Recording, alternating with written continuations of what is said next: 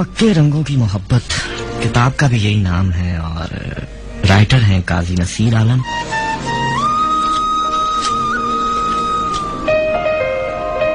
इसी किताब में से अफसाना शामिल कर रहा हूं जो इनका टाइटल अफसाना है, पक्के रंगों की मोहब्बत।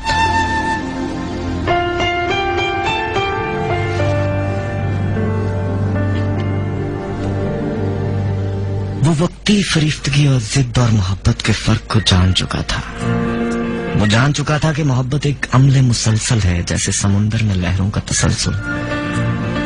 मोहब्बत किसी दरिया के सैलाबी रेले की तरह कमसर्फ नहीं होती जो अपने आप में ना समा सके और उछलकर किनारों से बाहर आ जाए और फिर कुछ ही अरसे बाद जोहर में तब्दील हो जाए।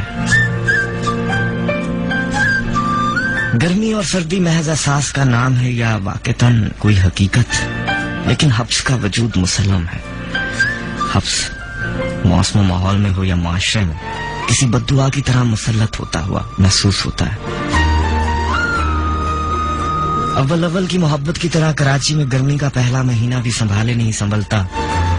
2 दिन लौ के थपेड़े चलते रहे और आज ऐसा हब्स के घुटन के मारे सांस लेना भी मुहाल हो रहा था। घर गोया ईंटों का भट्टा बना हुआ था। जरा शाम ढली तो मौसम अचानक खुशगवार हो गया। कराची का भी अजीब मौसम है। शाम होते ही ठंडी हवा के झोंके दिन भर की सख्ती को भगा ले जाते हैं। शायद जब ही ये शहर बड़े बड़े सदमात झेल जाता है। हमारा घर शहर के मज़ाफ़ात में अलग थलग वाक़या खूबसूरत बस्ती में था। शहर की मसरूफ तरीन जिंदगी से निकलकर शाम को घर वापस पहुंचते तो लगता कि वक्त ने अपनी रफ्तार कम कर दी हो। खूबसूरत लम्हे खाहा कुछ देर के लिए ही सही, लेकिन अपनी दस्तरस में लगते थे। हम सब ने रात का खाना खाया और चहलकदमी के लिए घर से बाहर निकल खड़े हुए। ये हमारी बस्ती के बेशतर मकीनों का गर्मियों में मामूल था। गाड़ियों के शोर और धुएं से पाक सड़कों को देखकर यूं महसूस होता था कि जैसे ये पैदल चलने वालों के लिए ही बनाई गई हों। जहाँ बचा दिन भर के थके मांदे लोग अपनी फैमिलियों के साथ चहलकदमी कर रहे थे। बच्चे बेफिक्री से इधर उधर भागते फिर रहे थे।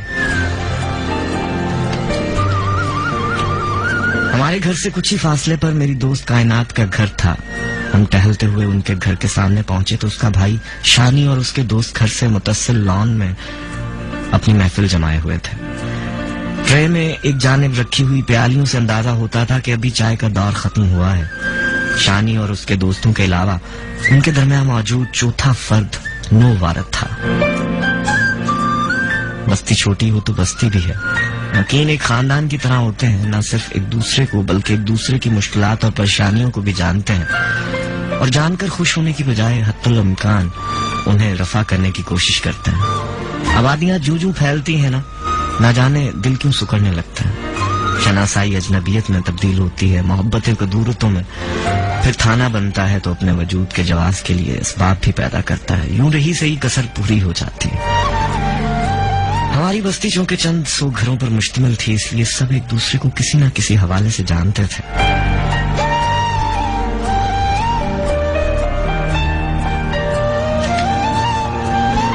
नो वारद को देखकर मेरे दिल में ख्याल आया कि शायद कायनात का कोई कजन हो। मैंने ना जाने किस ख्याल के तहत कनखियों से उनकी जानिब देखा। वो सब अपनी बातों में मगन थे। नो वारद अपने दोस्तों में कहीं ज्यादा बेफिक्री के साथ बैठा था और उन सब में नुमाया नजर आ रहा था। यूं लगता था कि उसकी पेशानी पर कोई नजर न आने वाली तहरीर हो कि मैं महज हजूम में से एक नहीं, वरना बज़ाहिर कोई खास बात भी नहीं थी उसमें। और उस वक्त तो वो मुकम्मल तौर पर दुनिया से जोग लेकर बैठा हुआ था, हर चीज से लाताल्लुक और बेपरवाह। हवा के दोष पर जा बजा लहराते रंगीन आंचलों की उसे परवाह थी ना ही अपनी। जॉगिंग के ट्राउजर और गोल गले की सफेद टी शर्ट पहने हुए था। किसी कदर लंबे और खूबसूरत तराशे हुए बाल बिखरे हुए थे जो हंसते हुए उसके चेहरे पर आ जाते और वो उन्हें हाथ से पीछे झटक देता था। मजाकता से बेजारी टपकती थी, लेकिन उसके चेहरे पर बेपनाह तमानियत थी। निगाहें उसके चेहरे पर रुक जाती थी।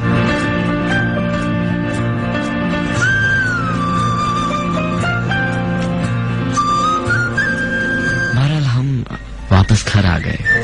अगले रोज जब हम दोबारा चहलकदमी करते हुए कायनात के घर के सामने पहुंचे तो बेख्तियार मेरी निगाहें घास के उस कित्ते पे की जानिब उठ गईं, लेकिन वो उनमें मौजूद नहीं था।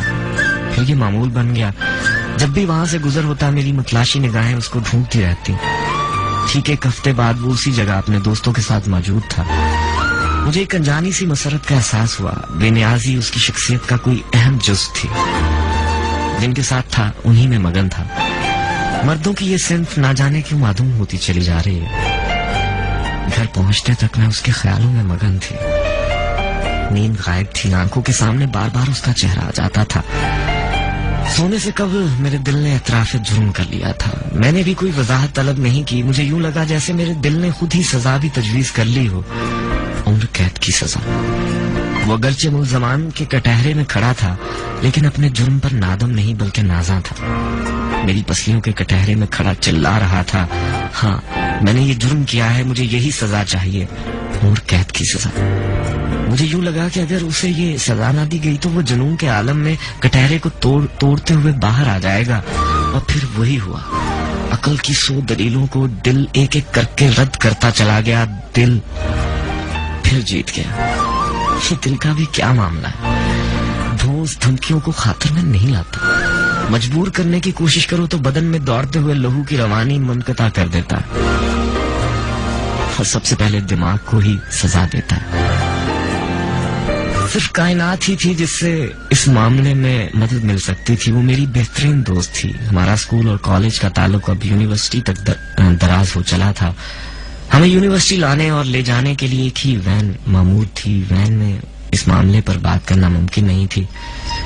फ्री पीरियड के दौरान मैं उसे एक जानिब ले गई और बगैर किसी लगी लपटी के अपना मुद्दा बयान कर दिया। वो चंद लम्हे हैरत से मेरी शक्ल देखती रही, फिर कहने लगी, मुझे ये तो पता है कि तुम खासी मुंह फट हो, लेकिन मुझे तुमसे ये तवक्को नहीं थी। तुम शायद तबरीज की बात कर रही हो। वो शानी भाई का दोस्त है। हर वीकेंड पर हमारे घर आता है और रात देर गए घर की राह लेता है। यूनिवर्सिटी में दोनों साथ पढ़ते हैं। इसके सिवा मैं कुछ नहीं जानती। तुम मुझे उसका फोन नंबर दे सकती हो, शानी भाई के मोबाइल में फीड होगा। मैंने उसे कहा, तुम्हारा दिमाग चल गया है, क्या बात करोगी? अपने लिए भी मुसीबत पैदा करोगी और मेरे लिए भी। कायनात हत्थे से उखड़ गई। क्लास का टाइम खत्म हो गया, ये कहते हुए वो खड़ी हो गई। जैसे तैसे करके बकिया लेक्चर भुगताए और कायनात के साथ वैन की जानिब जाने की बजाय अकेले ही चल पड़ी। ऐसा पहली बार हुआ था। वैन में भी सारे रास्ते मैंने उसे कोई बात नहीं की। वो कोई बात करने की कोशिश करती तो मैं बेजारी में हूँ हाँ में जवाब दे देती। घर के सामने वैन रुकी तो मैं उसे खुदा हाफिज कहे बगैर उतर गई। मेरा रद्द-ए-अमल उसके लिए परेशान कुन था। 2 दिन में ही कायनात ने हार मान ली। सोशल बाइकाट भी बड़ी चीज होती है। कहने लगी, वादा नहीं करती, कोशिश करूंगी।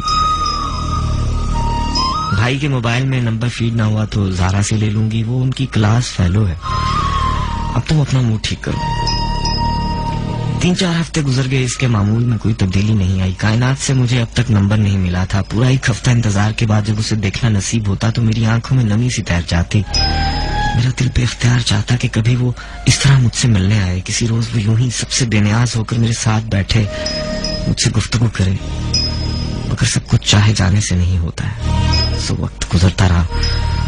दिन में देखे जाने वाले कई ख्वाबों की ताबीर न मिलने के बाद मुझे अब ये यकीन हो चला था कि जागते में देखे जाने वाले ख्वाबों के सिरे से कोई ताबीर ही नहीं हुआ करती। इस तरह तो शायद पूरी उम्र गुजर जाएगी। अगले ही रोज मैंने कायनात को खुले लफ्जों में कता ताल्लुक की धमकी दे दी। उसी रोज वो शाम को मेरे घर आ गई। कहने लगी, ज़ारा यूनिवर्सिटी में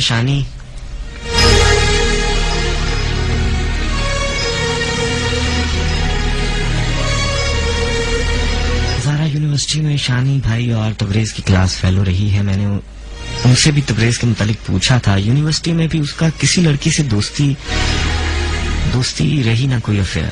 एक लम्हे को रुककर उसने मेरी आंखों में झांका और अपनी बात का मतलूबा असर ना पाकर अपने बैग से एक पर्ची निकालते हुए बोली, ये उसका फोन नंबर है, तावीज बनाकर गले में डालो, घोल कर पियो या दफा शर के लिए जलाकर इसका धुआं लो, तुम्हारी मर्जी, लेकिन इसका कोई फायदा नहीं होगा। और खुदा का वास्ता भूले से भी ये ना बताना कि नंबर कहाँ से लिया है। मैंने पर्ची उसके हाथ से झपट ली। नंबर के हाथ लगा, यूं लगता था कि इल्मुल एदाद की कोई अहम कुलीद हाथ लग गई है। पता नहीं क्यों मुझे ज़ौन था कि सारा मसला हल हो गया है। कायनात कुछ देर रुकने के बाद वापस चली गई। उसके जाने के बाद मुझे एहसास हुआ कि वक्ती खुशी खत्म हो गई। अब तो इससे भी कहीं ज्यादा मसला दरपेश है कि फोन करने की हिम्मत कहां से लाई जाए। मैंने कई मर्तबा नंबर डायल किया मगर बेल बजने से पहले ही राब्ता मुनक़ता कर दिया। 2 माह गुजर गए, उसके मामूल में कोई तब्दीली आई ना मेरे में। फिर अचानक एक रोज वो खिलाफ तवक्को हफ्ते की शब गायब था। उस रोज मैंने कितने ही चक्कर उस सड़क पर लगाए। मैंने सोचा शायद कोई मसरूफियत होगी। दूसरा हफ्ता भी यूं ही गुजर गया। यूनिवर्सिटी के इन दिनों तातीलात थी। मैंने कायनात के घर फोन किया और पूछा कि मौसूफ इन दिनों कहाँ गायब है। कहने लगी उसने इस्लामाबाद में सुकूनत इख्तियार कर ली है। मेरी हालत उस मुसाफिर की सी थी जो किसी आबो गया सहरा में प्यास से निढाल हो चुका हो और कदमों में सकत खत्म होने के बाद बमुश्किल घिसटता हुआ किसी पानी के मशकीजे तक पहुंचे और इससे पहले कि वो अपनी प्यास बुझाए मशकीजा उसके लरसते हुए हाथों से गिर पड़े और पानी को सहरा की तपती हुई रेत एक साथ में अपने अंदर समो ले। मैंने मजीद कोई बात किए बगैर बेजान हाथों से रिसीवर क्रेडल पर रख दिया। एक बार फिर वही नंबर डायल करके लाइन मुनक़ता करने का सिलसिला फिर शुरू हो गया। हर रोज सोने से कबल मैं अपने दिल को तसल्ली देती कि सुबह से फोन करूंगी, ये कहूंगी, वो कहूंगी, ढेर सारी बातें सोचती और फिर जब सुबह होती तो मामला रात पर टल जाता। इसी कश्मकश में कई रोज गुजर गए। आज फिर पूरी रात आंखों में कट गई। सुबह के 4 बजने वाले थे जब मैं पूरी हिम्मत मुज्तमा करके उठी और फोन का रिसीवर उठाकर उसका नंबर डायल कर दिया। काफी देर बेल बजती रही, फिर किसी ने फोन उठा लिया। आप तबरेज बात कर रहे हैं? जी फरमाइए, आप कौन? दूसरी तरफ से हैरत और नींद में डूबी हुई आवाज में जवाब के साथ सवाल भी ताक दिया गया। मैं किरण बात कर रही हूँ। आप किरण हैं, सूरज हैं, चांद हैं, मैं आपको नहीं जानता। उसकी आवाज में बेजारी का अंसर नुमाया था। कैसे हैं आप? मैंने महज बात को तूल देने के लिए एक और सवाल किया। वो झुंझला कर बोला, मैं अस्पताल के किसी बिस्तर पर पड़ा हुआ मरीज हूँ और ना आप वार्ड के दौरे पर आई हुई कोई डॉक्टर है जो मेरा हाल पूछ रही है। आपको मेरा नंबर किसने दिया है और किस मकसद से आपने फोन किया है? एक तवक्कुफ के बाद वो बोला। उसका लहजा शाइस्ता लेकिन 2 टोक था। आप मुझे पसंद है, आपसे बात करनी थी, इसलिए फोन किया। उस वक्त मुझमें न जाने कहां से इतनी हिम्मत उड़कर आ गई। ये कई महीनों की घुटन थी या उस हकीकत का इदराक था कि मारूजी हिकायत की रोशनी में जुमला मेरे ही हिस्से में आना था। देखें, मजाक का कोई वक्त होता है और वो कम से कम सुबह के 4 बजे नहीं होता। आपको कोई गलत फहमी हुई है या आपने नींद में कोई गलत नंबर डायल कर दिया? मैं मजाक नहीं कर रही हूँ और ना आप इसे मजाक में टालने की कोशिश करें। मैं बिल्कुल संजीदा हूँ। चंदा में दूसरी जानिब सकूत रहा, फिर अचानक तकरीबन रो देने के अंदाज में बोला, मैं जैसा भी हूँ किसी को यूं मेरा तमस्खुर उड़ाने का कोई हक नहीं पहुँचता। शक्लो सूरत खुदा की देन है, मैं अगर इस पर शाकर नहीं तो काने जरूर हूँ। अरे मेरे तो माँ बाप भी मुझे महज औलाद होने के नाते अजीज रखने पर मजबूर हैं, वरना मेरी शक्लो सूरत तो उन्हें भी कभी नहीं भाई, तभी इतनी दूर भेज दिया मुझे ताकि कम से कम छोटे भाइयों के ही रिश्ते हो जाए। मुझ पर फोन मिलाने से कबल जो खौफ था उसकी जगह अब झुंझलाहट ने ले ली थी। मैंने कहा कि आप जो भी समझें, जो हकीकत थी वो मैंने आपको गोशगुजार कर दी।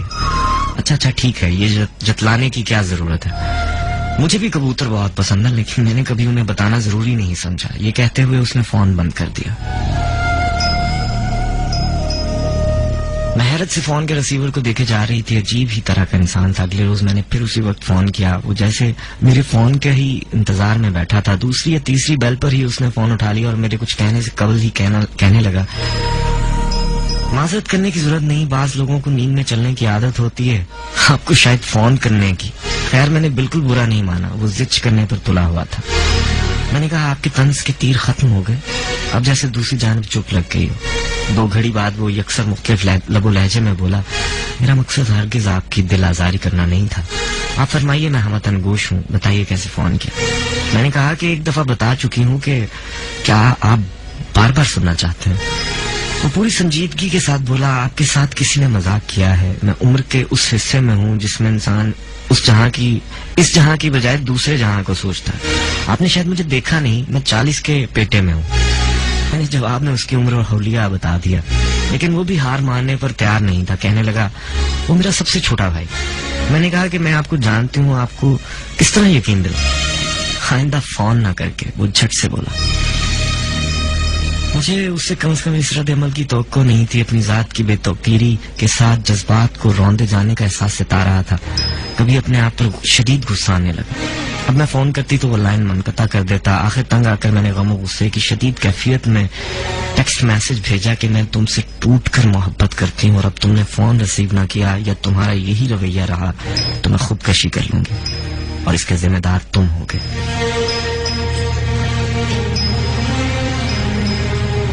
अगले रोज ठीक उसी वक्त मेरे फोन की घंटी बजी। तबरेज बात कर रहा हूँ। राब्ता होते ही वो बोला। मुझे अपनी समात पर यकीन नहीं आ रहा था। CLI पर आए हुए नंबर्स को देखकर उसने कॉल मिलाई होगी शायद। आपको इल्म है खुदकशी क्या है? उसने पूछा। सिसक कर और घुट घुट कर मरने से बेहतर है, मैंने चलाकर जवाब दिया। वाह, हमारे वतन अजीज में शायद यौमिया 4 से 5 अफराद खुदकशी कर लेते हैं, लेकिन आज से कबल किसी ने भी मुझे आगाह करना जरूरी नहीं समझा। आपको क्या पड़ी थी? उनकी जिंदगी और मौत का आपसे कोई ताल्लुक नहीं होगा। मैंने उसकी बात दरमियान से उचक ली। उसने एक ठंडी सांस ली और कहने लगा, जहां हलाल और हराम के दरमियान फर्क न रहे वहां किसी को क्या समझाया जाए। सब इल्म रखते हैं और इल्म के जोर पर ही सब कुछ करते हैं। नफस जब मनमानी पर उतर आए तो वो जमीर के नहीफ से आवाज का मुकाबला करने के लिए वकीलों की फौज खड़ी कर लेता है। बिला मुआवजा काम करने वाली वकीलों की ये फौज हर वक्त हमारे हमरा होती है, जो उज्र तराशती है और जवाज करती है और फिर ख्वाहिश का मुजस्सम बुत तख्लीक करके हमें सजदा रेस करा देती है। अपनी बात मुकम्मल करते ही उसने यकदम पैंतरा बदला और अचानक बोला, आपको कोई नफ्सियाती आर्जा है क्या? मेरे सब्र की इंतहा हो गई थी। उसके आखिरी अल्फाज ने रही सही कसर भी पूरी कर दी थी। मैंने बमुश्किल कहा, मेरी बात का यकीन करो, मुझे कोई नफ्सियाती आर्जा लाहिक नहीं है। मुझे कोई नफ्सियाती आर्जा लाहिक नहीं है। बेख्वाबी की शिकायत है और ना यासियत के दौरे पड़ते हैं और ना ही मुझे इस वक्त कोई तफरीह सूझती है। तो फिर तुमने ये टेक्स्ट क्यों भेजा था? पता नहीं, मैंने मुख्तसर जवाब दिया। अच्छा, तो फिर तुम्हें ये जरूर पता होना चाहिए कि मैं उस कब्र पर ना कोई मकबरा बनाऊंगा और ना बकिया उम्र उस पर मजावर बनकर गुजारूंगा। किताबों में लिखी अगर सब कहानियां झूठ नहीं होती तो सब सच भी नहीं होती। हाँ, मुझे इल्म है और इस मुतालिक मुझे भी कोई खुशफहमी नहीं। अगर आपने मजाक का ये ज़ौक पाया है तो ये अच्छे भले आदमी के लिए काफी है। कोशिश नहीं, मुसम्मम इरादा करें, बल्कि वादा करें।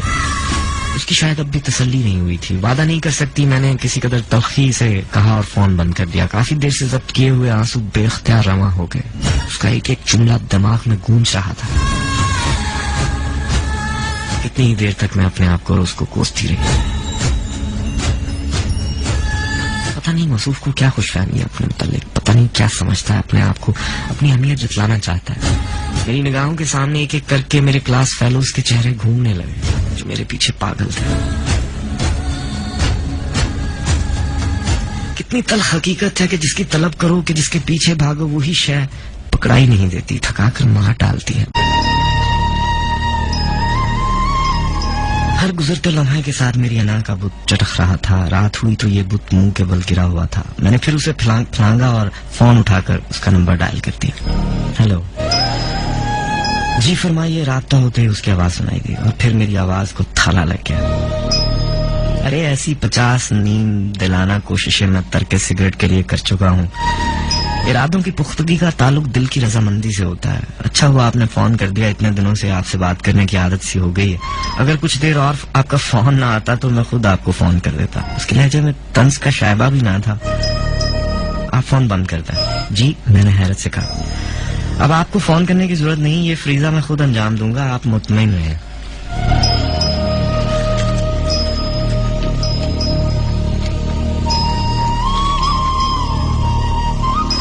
आप फोन रखते मैं कॉल कर रहा हूँ। मैंने फोन रखा ही था कि बेल बची और वो लाइन पर मौजूद था। इंतहाई शाइस्ता लहजे में कहने लगा, मैं अपने साबका रवैये पर माजरत खा हूँ। मुझे आपको समझने में गलती हुई। समझने के लफ्ज पर वो थोड़ा जोर देते हुए बोला, कैसी हैं आप? आपका रंग कैसा है? गंदुनी है। अरे लैला का रंग भी ऐसा ही था। किससे मुशाबत रखती हैं? दुबली पतली। अरे वाह, जबरदस्त। लड़कियां तो बस ऐसी ही खूबसूरत होती है, नाजुक कोमल सी। हथेली पर खड़ी हो जाएं तो उनका बोझ गिरा ना हो, बस फूल की तरह महसूस हो। ढेरों बातें, छोटी छोटी सादा और शगुफ्ता बातें। ये उसकी शख्सियत का यकसर मुख्तलिफ रूप था, मेहरबान और मोहब्बत से भरपूर। उसकी बातों में नरमी और हलावत थी। कहाँ 2 दिन कबल ये आलम कि कहता था, देखें खुदा करे आप हूर परी हो, लाखों करोड़ों में एक हो, जिसकी नस्ल ढूंढने से भी ना मिले। लड़कियों के हुस्न पर जितना कुछ लिखा गया वो तुम्हारे हुस्न को बयान करने से माजूर हो। किसी शायर के तखय्युल से भी मावरा, लेकिन मुझे इससे कोई गर्ज नहीं। मुझे तुमको देखने, मिलने और पाने की ख्वाहिश है, ना बाद में कोई हसरत होगी। लेकिन आज तो वो जैसे किसी और ही रंग में था। मैं उसकी बातों में ऐसे गुम हुई कि सुबह होने का एहसास ही ना हो। घर में सबको उठने का वक्त हो गया था। मेरी खिड़की से बाहर निगाह पड़ी, हल्की हल्की रोशनी फैल रही थी। बाहर भी जहाँ अफसा मंजर था। जिंदगी में कमी ऐसे मौके मुयस्सर आते हैं जब अंदर और बाहर का मौसम एक सा होता है। कल फोन करेंगे आप? मैंने पूछा। कहने लगा, जब आप चाहें। वैसे एक बात बताएं, क्या आप वाकई मुझसे मोहब्बत करती हैं? मैंने हाँ में जवाब दिया। वो कहने लगा कि अगर बुरा ना माने तो एक बात कहूं। मैंने कहा, जरूर। बाज़-औक़ात हम जिद और वक्ती फरेफ्तगी और मोहब्बत में फर्क समझ नहीं पाते, शायद इसलिए कि हमारी रूह मोहब्बत से नाशना होती है। कभी अपनी जिद को हम मोहब्बत समझ लेते हैं, उस मासूम बच्चे की तरह जो किसी खिलौने को देखकर मचल उठता है, जिद करके माँ बाप को खिलौने के हसूल के लिए मजबूर करता है, फिर रो रो कर आंखें सुर्ख करके हासिल होने वाला ये खिलौना कुछ अरसे बाद घर के किसी कोने खुदरे में पड़ा तवज्जो का तलबगार होता है। या कभी हम वक्ती फरेफ्तगी को मोहब्बत का नाम दे देते हैं, बल्कि उस मासूम बच्चे की तरह जो अपनी क्लास टीचर से मोहब्बत का दावेदार होकर उससे शादी करने का ऐलान करके अपने वालिदैन के चेहरे पर मुस्कुराहट बखेर देता है और फिर शौर की मंजिलें तय करता है तो अपने दावे को याद करके मुस्कुराने का सामान करता है। अब ये जरूरी तो नहीं कि बदन के साथ जहन भी नशोनुमा पाए। मैंने उसकी बात गौर से सुनी और उस पर भरपूर तंज करते हुए कहा, मैं बच्ची नहीं हूँ, मास्टर्स कर रही हूँ, ये मेरा फाइनल ईयर है। आपको फलसफा बिगाड़ने की जरूरत नहीं, ये किसी और के लिए उठा रखिएगा। किस सब्जेक्ट में मास्टर्स करेंगे आप? उसने पूछा। बैनुल-अक़वामी ताल्लुकात में।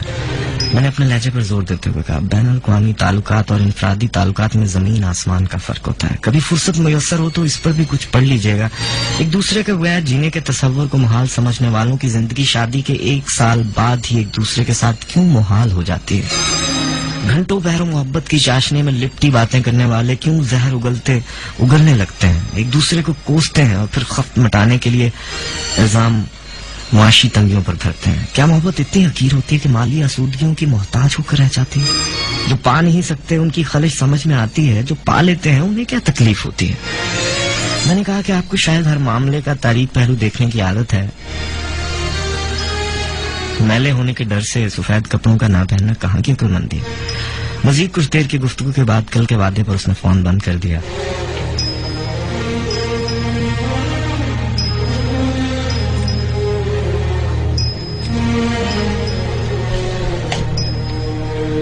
अगले रोज उससे राब्ता हुआ तो पूछने लगा कि आप पूरी रात यूं जागती रही हैं? मैंने हाँ में जवाब दिया। किस लिए? उसने पूछा। पढ़ाई के लिए। सिर्फ पढ़ाई के लिए? उसने फिर पूछा। हाँ, कंपल्सरी सब्जेक्ट सिर्फ आप हैं। सोने से कबल दुआ भी मांगती हूँ, सिर्फ एक दुआ। वो कहने लगा, दुआएं देखभाल कर मांगनी चाहिए। अच्छा तो फिर आप अपनी तस्वीर भेज दें, देख कर मांग लूंगी। मैंने हंसते हुए जवाब दिया। चंद लम्हों की खामोशी के बाद वो गंभीर लहजे में कहने लगा, बाज़-औक़ात दुआओं की अदम कबूलियत से ज्यादा दुख उनकी कबूलियत पर होता है। मुराद के पीछे पीछे बाज़-औक़ात बिन बुलाए नदामत और पशेमानी भी चली आती है। कभी यूनिवर्सिटी से वापसी पर भूख प्यास के आलम में चिलचिलाती धूप के नीचे बस का इंतजार तो किया होगा आपने? हाँ किया है, मैंने ज़हन पर जोर देते हुए कहा। उस वक्त दिल से एक ही दुआ निकलती है, मतलूबा बस जल्दी आ जाए और बैठने के लिए खाली निशस्त पे हो। फिर चंद लम्हों में मतलूबा बस आ जाती है खाली निशस्तों से के साथ।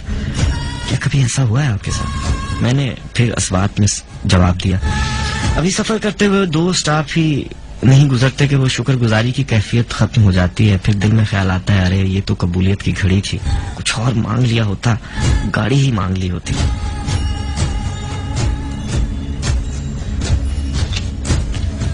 कॉलेज के जमाने में ऐसा भी कई मर्तबा हुआ था मुझे, एक एक करके वो सारे वाक्य याद आ गए, लेकिन मैंने जवाब देने से गुरेज किया। उसे भी अब शायद मेरी तस्दीक की जरूरत नहीं थी। एक लम्हे के इंतजार के बाद वो कहने लगा, जिस तरह बाज़-औक़ात हर तरह की छान पटक के बावजूद कुछ अरसे बाद दामाद के इंतखाब में वालिदैन को गलती का एहसास होता है, इस तरह दुआ के इंतखाब में भी बाज़-औक़ात कुछ ऐसी ही पशेमानी होती है, लेकिन वक्त निकल चुका होता है।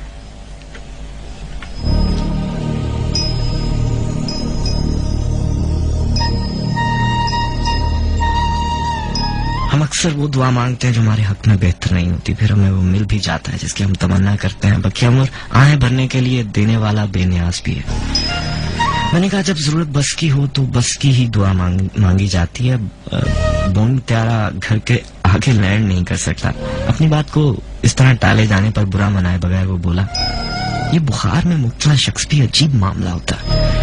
बीमारी में उसका दिल चटपटी चीजों के लिए मचलता है, हालांकि वो इसके लिए सख्त मुजर होती है।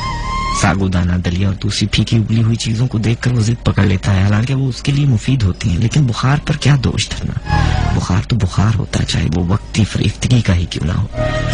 मैंने चिढ़कर कहा, तुम्हें तो पता है ना मोहब्बत क्या है, तुम्हें ही तो पता है, क्योंकि तुम कैस के कदमों पर कदम रखते हुए आगे बढ़ रहे हो। तुम ही बता दो, क्योंकि आइंदा सदी में तो तुम ही इश्क का हवाला हो गए। बता दूंगा, वो मेरे तंज को यकसर नजरअंदाज करते हुए बोला। अभी बताओ, बातें तो ऐसी करते हो जैसे मरते हुए फरहाद अपना पेशा तुम्हें सौंप कर गया था।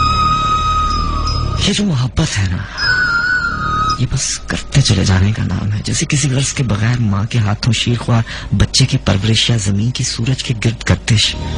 ये वक्ती लगावट या गोश्त के बाजार में तजारत के हफ्ते में 2-3 रोज नागा हो या किसी आबद की इबादत की तरह है। ये किसी आबद की इबादत की तरह है। मोहब्बत किसी दरिया के सैलाबी रेले की तरह कम ज़र्फ नहीं जो अपने आप में ना समा सके और उछलकर किनारों से बाहर आ जाए और फिर कुछ अरसे बाद जौहर में तब्दील हो जाए। ये एक अमले मुसलसल है, जैसे समुंदर में लहरों का तसलसल। किसी तातुल के बगैर मौज तर मौज उठने वाले इस सिलसिले का नाम ही मोहब्बत है। कभी साहिल पर बैठकर उन लहरों का मुशाहिदा किया है। घंटों गुजर जाते हैं, बेजारी नहीं होती। पता है क्यों? हर लहर जब साहिल पर पहुंचती है तो यूं लगता है कि जैसे दामन में जो कुछ है उसे साहिल की नजर कर रही हो, अपना अपने छावर कर रही हो, जैसे सफर की सारी सोबतें बस मतलूब के कदमों पर दम तोड़ने के लिए बर्दाश्त करती हो। आगे बढ़ते हुए कितनी सरकशी और दीवानगी होती है, कैसे फख्र से सीना फैलाए, सीना फैलाए हुए आगे बढ़ती है, लेकिन जैसे मतलूब तक पहुंचती है तो कितनी नरमी आ जाती है। इश्क करना तो बस कोई इन मौजों से सीखे। मोहब्बत के समंदर की लहरें हर वक्त अपने जोबन पर होती हैं, क्योंकि उसका चांद कभी ढलता नहीं। समुद्र में उतरने के लिए माहर तैराक होना शर्त है, मोहब्बत के समंदर में डूबने का हौसला। मैंने पूरी रात समुद्र के किनारे और बीच समंदर में गुजारी है। मुझे कभी उकताहट नहीं हुई। किनारे पर खड़े हो तो साहिल पर दम तोड़ती हुई मौजों को देखकर यूं लगता है कि जैसे मुकद्दस फरीजे की अदायगी में मसरूफ अमल हो। लहरों में तवील सफर की कोई थकन, कोई झुंझलाहट होती है और ना ही अंजाम का खौफ। बस एक वारफ्तगी होती है, सरशारी होती है। वो किसी और ही आलम में बोले चला जा रहा था।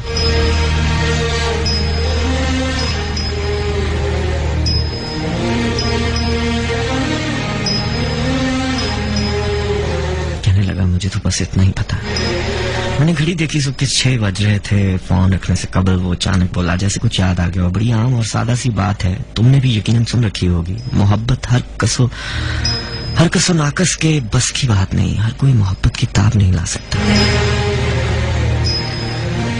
उसके बाद कितने ही रोज गुजर गए, उसके मामूल में कोई तब्दीली नहीं आई। मुझे कभी उसके फोन का इंतजार नहीं करना पड़ा था। कभी ऐसा नहीं हुआ था कि उसे कोई काम पड़ गया हो। कई दिनों बाद मुझे पता चला कि घंटों उससे बातें करने के बाद मैं यूनिवर्सिटी की तातीलात का फायदा उठाते हुए सोने की तैयारी कर रही होती हूँ और उस वक्त वो अपनी जॉब पर जाने की तैयारी कर रहा होता।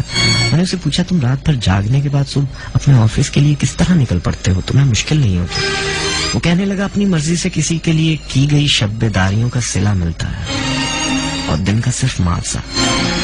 सिला मुआवजे से बदरजा बेहतर है, बल्कि उन दोनों का मुआवजा करना भी हमाकत है। बात आई गई होगी। मैंने भी कभी उससे नहीं कहा कि तुम रोज फोन ना किया करो।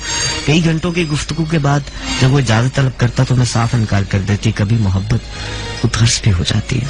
उसने भी कभी इस मामले में बहस मुबाहिसा नहीं किया।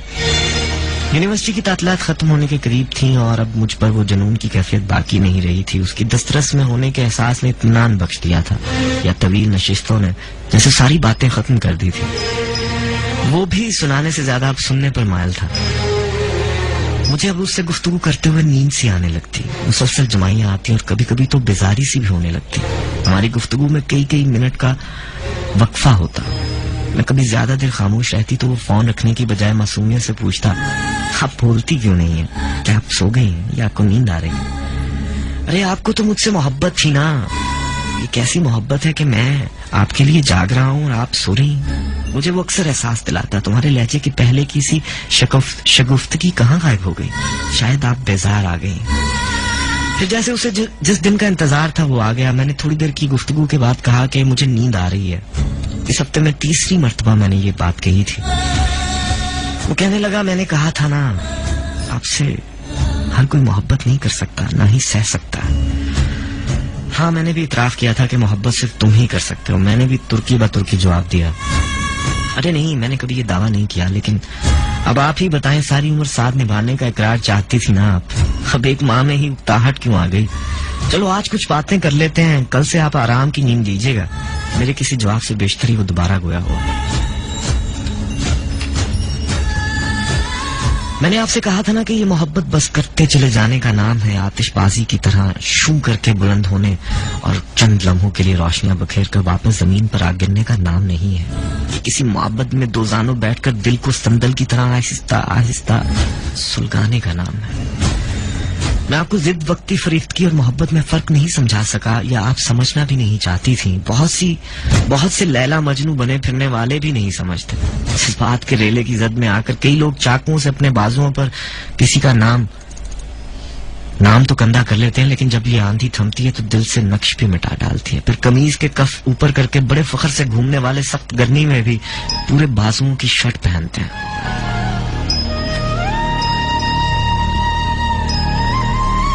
मेरे हवास आहिस्ता आहिस्ता बहाल हो रहे थे और वो अपनी डगर पर लौट आया था और कहने लगा, मैं इसी दिन का इंतजार कर रहा था। बहुत सी बातें अब आसानी से समझ में आ जाएंगी। बाज बच्चों को माँ से नजर बचाकर माचिस गायब करने और फिर किसी कोने में बैठकर एक एक दिया सलाई जलाने का जुनून होता है। उनका एक इलाज तो यह है कि माचिस उनकी दस्तरस से दूर कर दी जाए, लेकिन इससे उन पर माचिस के हसूल की धुन सवार हो जाती है और वो मौके की तलाश में लगे रहते हैं।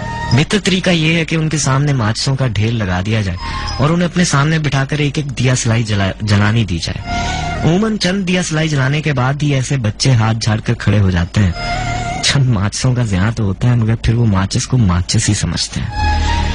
मैंने आपके मामले में पहले तरीका इलाज की नाकामी के बाद दूसरा तरीका इख्तियार किया। मैं चाहता तो इस मामले को तूल देता रहता, तुम बात करने को तरसती और मैं चंद मिनट की गुफ्तगू करके फोन रख देता, तो ये उकताहट कभी ना होती। तुम्हारी तलब इंतहा को पहुंच जाती, लेकिन हवस परस्ती इलाज को तूल देने पर मजबूर करती है, मस्याही नहीं। आपके मर्ज को फाका हो चुका है, मालिज को इजाजत दीजिए, हमारा काम खत्म हुआ। मुझे ये बताने की जरूरत नहीं कि मैं आइंदा आपको फोन नहीं करूंगा। मेरी नींद काफूर हो चुकी थी, दिमाग साए साए कर रहा था। उसके अल्फाज मेरे सर पर तोड़े की तरह बरस रहे थे। अचानक मुझे ऐसा लगा कि मेरी निगाहों के सामने से कोई पर्दा हट गया हो, कोई ना समझ में आने वाला नुक्ता यहाँ हो गया हो, कोई बरसों की गिरह अचानक खुल गई हो। उसकी सारी पिछली बातें मुझे एक एक करके याद आ रही थी। उसके बिलानागा फोन में पिन्हा मकसद। मुझे उस लम्हे ये एहसास हुआ कि दर हकीकत उससे मोहब्बत तो मुझे आज हुई है, शदीद मोहब्बत, पक्के रंगों की हामिल मोहब्बत। मैं एकदम जैसे ट्रांस की कैफियत से बाहर निकल आई और फिर उसके बाद जैसे मुझ पर ऑस्ट्रेलिया का दौरा पड़ गया। मैंने चिल्लाकर कहा, फोन बंद मत करना प्लीज, मुझे तुमसे बात करनी है। नहीं, अभी तो बहुत सी बातें करनी है मुझे, कोई उकताहट नहीं। तुम जान छुड़ाने की कोशिश कर रहे हो, मुझसे बात करो। तुम्हें क्या पता, मैं तो पता नहीं कब से जाग रही हूँ और अब भी जाग रही हूँ। देखो अब तो शब्द ढलनी शुरू हुई है, अब वो फूटेगी, शहर की नर्म और दिल की रोशनी फैलेगी। कितना जाफजा मंजर होता है। उस वक्त के इंतजार में तो मैंने इतनी तवील शब काटी थी, वो बस तू खामोश था। फिर जब वो दोबारा गोया हुआ तो जैसे कुछ जब्त करने की कोशिश कर रहा हो। एक तो ये मरीजों का भी अजीब मामला है। बाज मरीजों को नफ्सियाती असर डालने के लिए नींद की गोलियां दी जाती हैं। महज गोलियां होती हैं, महज गोलियां। बाज को तंदुरुस्त होने के बावजूद अगर पता चल जाए तो फिर से अपने आप को बीमार समझने लगता है। मेरी कैफियत उस फर्द की सी थी जिसका पांव आखिरी सीढ़ी से फिसल गया हो और वो एक हाथ के सहारे से लटका हुआ फिजा में झूल रहा हो और हाथ की गिरफ्त अब छूटी की तब छूटी। पहली बार उससे गुफ्तगू करते हुए मैंने अपने आप पर जब्त न रख सका और फूट फूट कर रोने लगी। कमरे में मेरी सिसकियां गूंज रही थी। मैं कहने लगा, इन आंसुओं को संभाल कर रखो, ये किसी की अमानत है और ताकतवर की अमानत में तो खयानत का ख्याल भी कभी दिल में मत लाना। जिसका अता करदा ये खजीना है, जूं जूं वक्त मिले अपनी तन्हाइयों में उसी को लौटाना। सिर्फ वही है जो इन सच्चे मोतियों की असल कदर कीमत से आगाह है और उसका बेहतरीन बदल देता है। उसे अगर ये आप गिने अजीज ना हो तो वो शायद हमारी जिंदगियों में गम का शायबा भी भटकने ना दे। मैंने सिसकते हुए कहा, तुम राब्ता रखो या ना रखो, मैं सारी उम्र जागूंगी। एक पल के लिए भी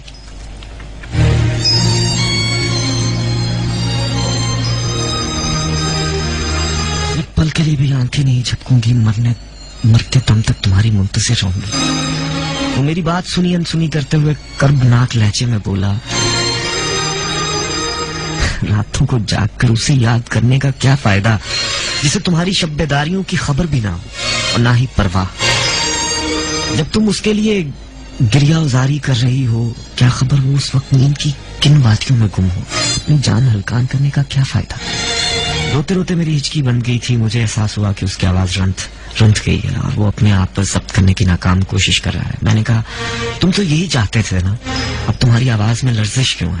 वो बड़ी मुश्किल से अटक कर कहने लगा, वीदों और झाड़ फूंक पर एक दुनिया विश्वास रखती है। बाज टूट के सीना बसीना मुंतकिल होते चले आ रहे हैं। अब भी बाज लोगों का कोई मर्ज पीछा न छोड़े तो ऐसे लोग मौजूद हैं जो झाड़ फूंक करते हैं और कुछ अरसे के लिए ये खुद मोल ले लेते हैं और मरीज तंदुरुस्त हो जाता है। या तुमने सुना होगा कि बाज लोग अपनी किसी अजीज तरीन हस्ती को जान कुनी के आलम में देखकर शिफा देने वाले से दुआ करते हैं कि इसका मर्ज मुझे देकर मेरी तंदुरुस्ती उसे सौंप दे। दिल की गहराइयों से निकली हुई ये दुआ असर करती है। बिस्तर मर्ग पर पड़ा हुआ जानवर हो जाता है और बिस्तर के गिर्द बेचैनी से टहलने वाला लहद में मुआलिज को अपने मरीज से उनसियत भी हो जाती है और मुझे लोगों के ये इमराज लेने की आदत सी हो गई है। मुझे पूरी तरह यकीन हो चला था कि अब मैं जितना चाहूं आहें भर लूं, जितना रो लूं, उससे दोबारा कभी राब्ता नहीं हो सकेगा। पूरी महारत से अपनी बात मुझ तक पहुंचा चुका था। मैंने कहा, मैं तो लाइल्मी में कमजरफी के कर बैठी थी, तुम्हें तो पता था ना कि मोहब्बत क्या होती है। वो रंधे हुए लहजे में कहने लगा, अपनी तो सिर्फ निस्बत मोहब्बत करने वालों के कबीले से थी। मुझे तो ये इल्म था कि मोहब्बत करते चले जाने का नाम है चलते चले जाने और मिटते चले जाने का नाम है। मुझे पता था कि मोहब्बत तो वो हज है जिसमें कोई वकूफ नहीं होता, बस मुसलसल तवाफ होता है, और वो नमाज है जिसकी नीयत एक मर्तबा बांध ली जाए तो फिर सलाम फेरा जाता है और ना ही दिल। मुकम्मल हजूरी कल्ब ना हो तो ये नमाज साकत हो जाती है। मुझे इल्म था कि हिजर के दिनों में सफर की सोबतों से थक कर पड़ाव किया जाता है, ना मोहब्बत के तोहफों को आबले समझकर उनका शुमार किया जाता है। लेकिन मैं फिर भी मारा गया। मुझे ये सब कुछ समुंदर ने सिखाया, लेकिन मोहब्बतों में एक मौसम वो भी होता है जिसका इलाज समुंदर के पास भी नहीं होता।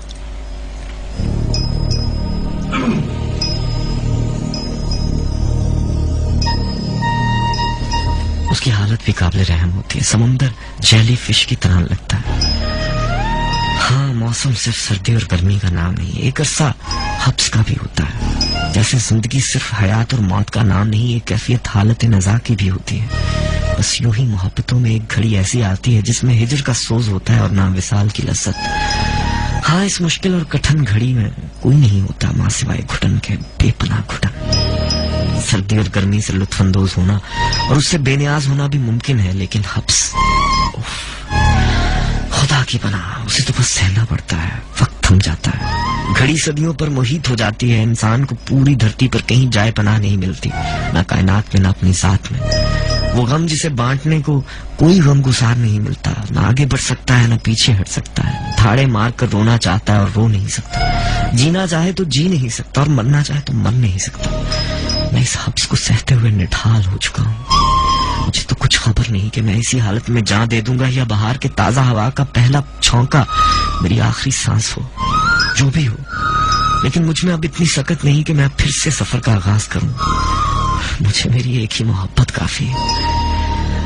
मोहब्बतों में मात खाने वाले इसी हब्स के हाथों मारे जाते हैं। जो हब्स को झेल गया वही रंग में रंगा गया, वही मर्दे मैदा, वही सिकंदर, बिफर कर उठने वाली लहर भी और पुरसकून समंदर भी।